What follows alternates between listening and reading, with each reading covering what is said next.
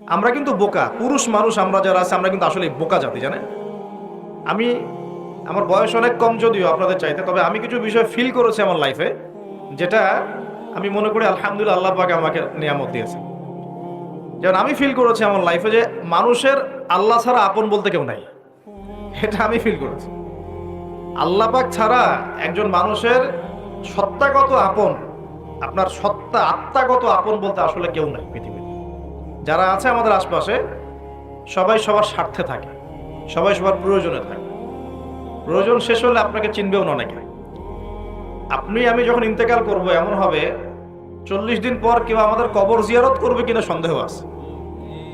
এগুলো বাস্তবতা। আর আমরা বোকা কেন জানেন? আমরা এই দুনিয়ার মানুষদের স্বার্থেই, আমার আশপাশের মানুষগুলোর স্বার্থেই সারা জীবন আল্লাহর বিরুদ্ধে চলি, হারাম খাই, সুদ খাই, ঘুষ খাই, দুর্নীতি করে ওদের মুখে হাসি ফোটানোর জন্য।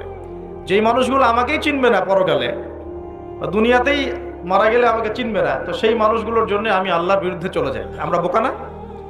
আর দেখবেন যেসব পুরুষের সৎ থাকতে চায় তারা শেষ বয়সে খুব একা হয়ে পড়ে।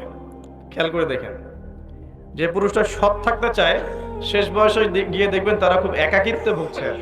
এখন একটা কমন সমস্যা এটা। অনেক প্রবীণ মানুষ যারা আছেন তারা কিন্তু একাকিত্বে ভোগেন, খুব একাকিত্বে ভোগেন।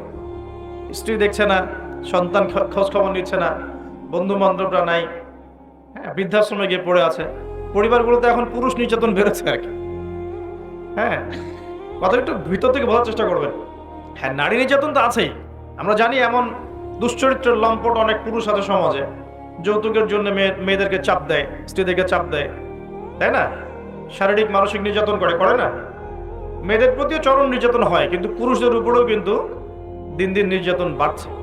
আমরা কিন্তু এই সেন্সে বোকা হয়ে গেছি। চালাক হব কখন?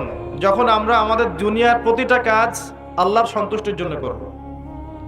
দুনিয়ার প্রতিটা কাজ যদি আমরা আল্লাহর সন্তুষ্টির জন্য করি, তাহলে আমরা কারো ব্যবহারে কথায় কষ্ট পাবো না ইনশাআল্লাহ। কারণ আমাদের সলাত, ইন্না সলাতি ওয়া নুসুকি মাহইয়ায়া ওয়া মামাতি, আমাদের সলাত সব স্যাক্রিফাইস, জীবন মৃত্যু কার জন্য? আল্লাহর কাছে আমার এক্সপেকটেশন থাকবে, যে আল্লাহর কাছে আমি চাই, কোনো মানুষের কাছে কোনো এক্সপেকটেশন নাই, তখন আপনি কষ্ট পাবেন না। জীবনে সুখে থাকার দ্য ফিলোসফি অফ হ্যাপিনেস হচ্ছে এটা। জীবনে সুখে থাকার, সুখী হওয়ার, এই দুনিয়ার জীবনে সুখী হওয়ার ফিলোসফি হচ্ছে যে আল্লাহ ছাড়া কারো কাছে আশা করেন না, এবং আল্লাহ ছাড়া অন্য কারোর জন্য কোনো কিছু করতে চান না, আল্লাহকে সন্তুষ্ট করার জন্য করতে চান। ইনশাআল্লাহ আল্লাহ পাক আপনাকে সবকিছুই দিবে ইনশাআল্লাহ। সম্মান, মর্যাদা, প্রতিপত্তি, মানুষের ভালোবাসা সবই পাবেন যদি আপনি আল্লাহর হয়ে যান।